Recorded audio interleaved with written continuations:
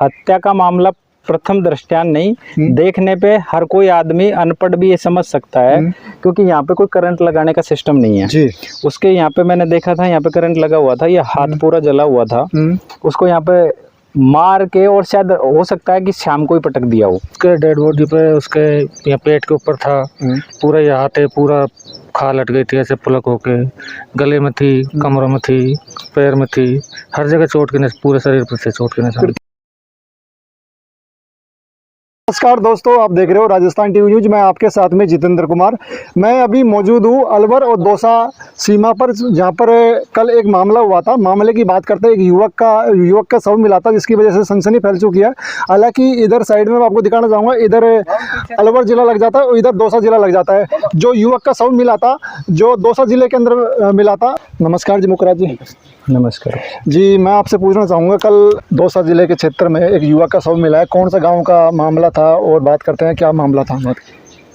वो यहाँ के रहने वाले हैं, खेड़ा। ये एक जगह ऐसी है जहाँ अपन खड़े हैं, ये रोड के इस तरफ अलवर है, इस तरफ दौसा है, तो ये कंफ्यूजन की स्थिति रहती है। लेकिन इसीलिए प्रशासन ने रोड दिया है बीच में, जिसके इस तरफ अलवर है, इस तरफ दौसा है। तो जो बॉडी मिली है वो दौसा जिले में थी, वो रहने वाला है, वो खेड़ा कल्याणपुर अलवर जिले में पड़ता है जी। इसमें आपको मैं ज़्यादा समय नहीं लेते हुए शॉर्ट में बताऊंगा कि हत्या का मामला प्रथम दृष्टया नहीं, देखने पे हर कोई आदमी अनपढ़ भी ये समझ सकता है, क्योंकि यहाँ पे कोई करंट लगाने का सिस्टम नहीं है जी। उसके यहाँ पे मैंने देखा था, यहाँ पे करंट लगा हुआ था, ये हाथ पूरा जला हुआ था। उस पे कुछ चीज़ें ऐसी हैं कि जिनसे हमें भी संदेह कुछ ऐसा हो रहा है कि उसको यहाँ पे मार के, और शायद हो सकता है कि शाम को ही पटक दिया हो। अच्छा। औरतों को, जो भी राहगीर थे, उनको सुबह पता लगा हो, और हो सकता है कि उसको रात में लेट नाइट जब भी, लेकिन काफ़ी समय से वो पड़ा था, क्योंकि उसकी बॉडी में से जैसे एक तरह से आदमी देखने से पता लग जाता है। डॉक्टरों के अनुसार वो टाइम की बाउंडिंग तो अभी आई जाएगी, पोस्टमार्टम हो गया। तो मेरा इस मामले में जितेंद्र जी, आपसे और आपके चैनल के माध्यम से जितने भी श्रोता हैं, आपका चैनल यहाँ तक पहुँचा उसके लिए आपको धन्यवाद। लेकिन इस चैनल के माध्यम से मैं जितने भी श्रोता हैं उनको ये कहना चाहूँगा कि आपने देखा होगा कि जहाँ भी इस तरह की घटना होती है तो लोग नौकरी की मांग करते हैं, पैसे की मांग करते हैं, जाम लगा देते हैं, पता नहीं क्या क्या करते हैं। इस मामले में सिर्फ और सिर्फ पूरे इलाके का जो समाज था, जो भी उसके रिश्तेदार परिजन थे, उन्होंने मेरे ऊपर भरोसा किया और उन्होंने ये कहा कि आपको जो उचित लगे वो करो। मैं आपके चैनल के माध्यम से प्रशासन को इस बात से अवगत करा देता हूं कि मेरी एडिशनल साहब से जो बात हुई थी, उसमें ये बात हुई थी कि 3 दिन के अंदर जितने भी इसमें गुनाहगार हैं वो सब सलाखों के पीछे होंगे। प्रशासन इस बात को समझने की कोशिश करे कि अगर 3 दिन के लिए मैं पूरे समाज को रोक सकता हूं तो उसको रोड पे भी ला सकता हूं। तो मैं इसमें ना मैंने नौकरी की मांग की, पूरे गांव को मैंने समझाया, पूरे रिश्तेदार समझदार हैं वैसे सभी, ये मौसी का लड़का है उनका, ये सभी समझदार हैं। तो मैं इन सभी समझदारों को और पूरे ग्रामीणों को धन्यवाद देना चाहूँगा कि इन्होंने मेरी बात का मान रखा। लेकिन मैं साथ में प्रशासन को ये भी कहना चाहूँगा कि प्रशासन इस मामले में कतई कोताही नहीं बरते, कि अगर कोताही बरते तो ये समझे कि नहीं अब तो लास्ट का पोस्टमार्टम हो गया, अंतिम संस्कार हो गया, मामला दब जाएगा। ये मामला अलग तरीके का है। आप लोगों ने धरना दिया था तो सहमति बनी थी, किन किन मांगों पे बनी थी? आप बोल रहे हो कि मुआवजा की मांग हमने नहीं करी, नौकरी की मांग हमने नहीं करी, तो किन बातों पे सहमति बनी थी? हमारी सिर्फ ये मांग थी कि जो भी हत्यारे हैं, चाहे वो कोई भी हो, निर्दोष फंसना नहीं चाहिए, और दोषी चाहे कितने भी हो, बिल्कुल एक भी आदमी बचना नहीं चाहिए। उसके लिए मुझे एडिशनल साहब ने ये भरोसा दिया, और मेरी अपने जिले में जहाँ भी इस तरह की घटना होती रहती हैं तो मेरे को जाना पड़ता है समाज का महासचिव होने के नाते। तो मेरा निवेदन, उनकी बात पे मैं भरोसा करता हूँ। मूलतः वो अधिकारी थोड़े सिंसियर टाइप के हैं तो मैं मानता हूँ, लेकिन वो अपनी सिंसियरिटी को बना के रखेंगे ऐसा मैं भरोसा करता हूँ, और 3 दिन की जगह 2 दिन में इसका खुलासा करेंगे, ऐसा मैं प्रशासन से अपील करता हूँ। अभी तक कोई सूचना, कोई डिटेन वगैरह किसी अपराधी की, आरोपी की बात करते हैं तो अभी 2 लोगों को डिटेन कर रखा है, जिनका कोई पहले 2-3 दिन पहले झगड़ा हुआ था और घर पे मारने की धमकी दे के गए थे उसको। उस आधार पे वो शायद यहीं आस पड़ोस के कोई रहने वाले हैं, मैं नहीं जानता उनको, लेकिन 2 लड़कों को वहाँ डिटेन कर रखा है, मैं देख के आया था। तो पुलिस की प्रक्रिया उसमें हम इंटरफेयर भी नहीं करेंगे बिल्कुल भी। उनके चैनल के माध्यम से भी ये भरोसा देते हैं पुलिस को और प्रशासन को, हम कतई इंटरफेयर नहीं करेंगे। लेकिन निर्दोष कोई आदमी फंसना नहीं चाहिए, और दोषी चाहे वो कितने भी पावरफुल आदमी हो, पुलिस प्रशासन ये ध्यान रखे कि 3 दिन को होने में ज़्यादा समय नहीं लगता।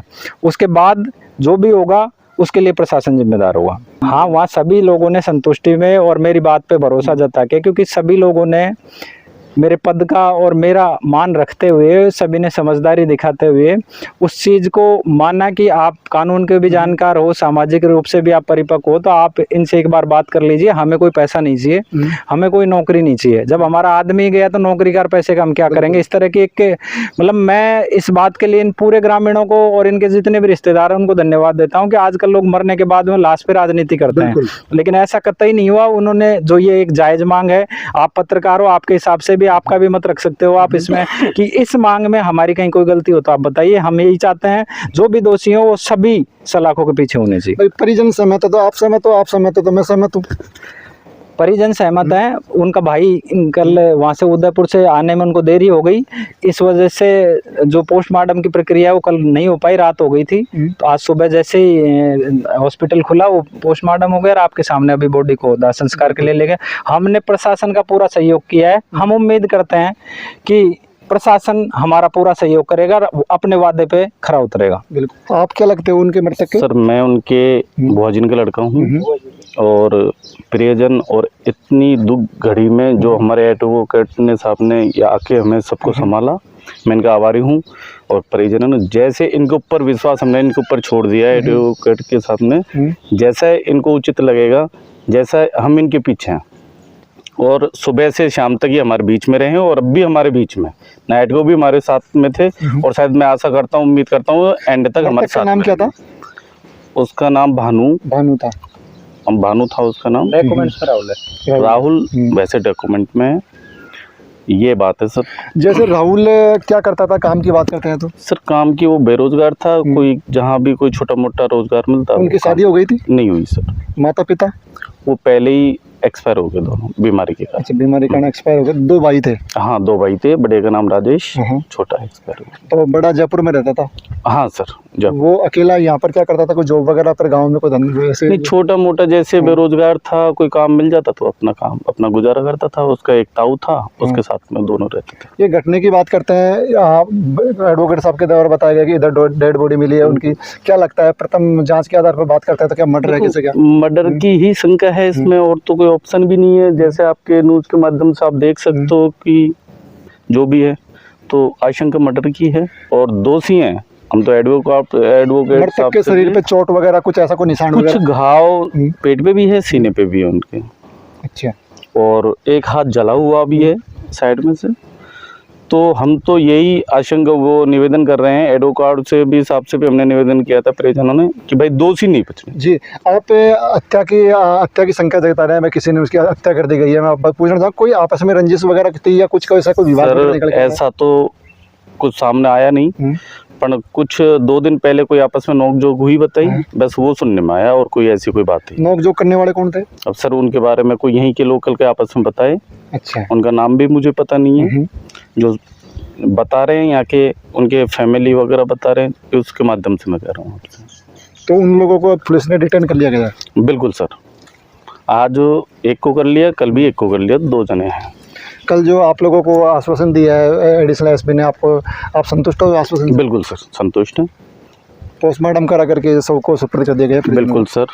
बिल्कुल दोस्तों, ये तस्वीरें है जो मैं आपको दिखा पा रहा हूँ। अलवर और दौसा की बाउंड्री है वहाँ पर। यहाँ पर कल राहुल मीणा है मृतक, जिनका शव मिला था। बताया जा रहा है कि इधर एक हाथ भी जला हुआ था और पेट में भी कुछ निशान वगैरह थे। बाकी सब पोस्टमार्टम के बाद में ही क्लियर हो पाएगा, रिपोर्ट आने के बाद में, कि रिपोर्ट में क्या निकल गया था। हालांकि बताया जा रहा है कि पुलिस के द्वारा 2 युवकों को डिटेन किया गया है, 2 व्यक्तियों को डिटेन किया गया है। अब देखते हैं जाँच में क्या निकल गया था। बाकी सब जाँच आने के बाद में पता लगेगा। हमारे साथ में मृतक के भैया जी, हम इनसे बात करेंगे। क्या नाम है सर आपका? राजेश मीणा। राजेश जी, आपको कब सूचना लगी कि भाई इस घटने के बारे में? सुबह उन्होंने 9 बजे करीब फ़ोन किया था कि ऐसे ऐसे आपका भाई किसने फ़ोन किया था? एक चेतराम नाम का, चेतराम तो नवरतराम। फिर मैं बोला, वीडियो भेजी, उसने वीडियो भेजी थी मुझे। उस टाइम में किसी काम से उदयपुर गया हुआ था। फिर मेरे को आते आते शाम हो गई, जयपुर पहुँचते हुए मंडौर पहुँचते तो बस। अच्छा, जैसे क्या लगता है डेड बॉडी कहाँ पर मिली थी? बाजरे के खेत में मिली थी, सड़क से जस्ट थोड़ा सा पास में ही खेत था, उसके अंदर मिली थी। खेड़ी कला का खेत था। अच्छा अच्छा। उधर दौसा जिला लगता है, हाँ उधर दौसा जिला। आप अलवर जिले में आते हाँ अलवर जिले। हैं। जैसे कि निशान वगैरह डेड बॉडी की बात करें। हाँ उसके डेड बॉडी पे उसके यहाँ पेट के ऊपर था, पूरा यहाँ पे पूरा खाल लट गई थी ऐसे पुलक होके, गले में थी, कमरों में थी, पैर में थी, हर जगह चोट के निशान, पूरे शरीर पर से चोट के निशान। कृत्रिम दृष्टि से बात करते हैं तो क्या लगता है कि बात करते हैं तो बॉडी की उसका 100% मर्डर हुआ है। देख के लगता है साहब कि अब वो तो मेडिकल में आएगा क्लियर कि भाई किस चीज़ का है किसका नहीं, लेकिन हमें तो करंट का चीज़ आशंका लगती है। भाई क्या करता था आपका? वो ऐसे प्राइवेट कंपनियों में, कभी गुजरात कभी कहाँ ऐसे। अच्छा। कब से घर पे था भाई? वो घर था शायद 5-7 दिन हो गए होंगे उसको आए हुए, इतना मुझे भी नहीं है, मैं भी क्या एक्चुअली बाहर रहता हूँ। तो कितने भाई बहन हो? 2 भाई हैं, 4 बहन थी, जो एक छोटी वाली सिस्टर ख़त्म हो गई। अच्छा। जैसे कि अभी आपसे छोटा वाला था, हाँ उनकी शादी होगी? नहीं उनकी शादी नहीं हुई थी। अच्छा। Mummy papa? वो नहीं है, दोनों वो पहले ख़त्म हो गए थे। अच्छा। जैसे सहमति बनी, क्या क्या सहमति बनी थी? आप कल धरना दिया था आपने? उन्होंने धरना नहीं दिया था हमने, वहाँ पुलिस ने पूरा हमको आश्वासन दिया कि 7 दिन के अंदर जो भी मुलजिम होगा उसको 100% हम पकड़ के लाएंगे। पुलिस ने किसी को डिटेन वगैरह किया? अभी तक कुछ नहीं, एक को शक्या मतलब ऐसे पूछताछ के लिए बुलाया है, जो भी उसमें रिपोर्ट में कॉल डिटेल आई है उसके आधार पर जो भी पुलिस कार्रवाई करेगी हमें पूरी। पुलिस आपने दर्ज कराई थी? मेरे से पहले मेरी सिस्टर आ गई थी, मैं यहाँ पहुँचा तब तक वो सिस्टर एफआईआर के अंदर कोई नाम वगैरह दिया? नहीं, कोई नाम नहीं है एफआईआर के अंदर। जिस खेत में शव मिला था उसमें कोई बिजली का तार वगैरह? नहीं उसमें कोई तार नहीं था। घर से कितनी दूर था? वो करीब 400-500 मीटर का आइडिया होगा इतना। तो कितने बजे पता लगा आपको? सुबह बात करते हैं तो मतलब मेरे को लगा था करीब 8 बजे करीब उन्होंने मेरे को वीडियो भेजी थी। हाँ मॉर्निंग में। तो रात भर डेड बॉडी शायद उस खेत में पड़ी रही थी? हाँ रात भर भाई, लगता है शक के आधार पर भाई रात भर बॉडी वहाँ रही है। जब कोई सुबह निकले कि उधर से तो उन्होंने बॉडी देख के फ़ोन किया है।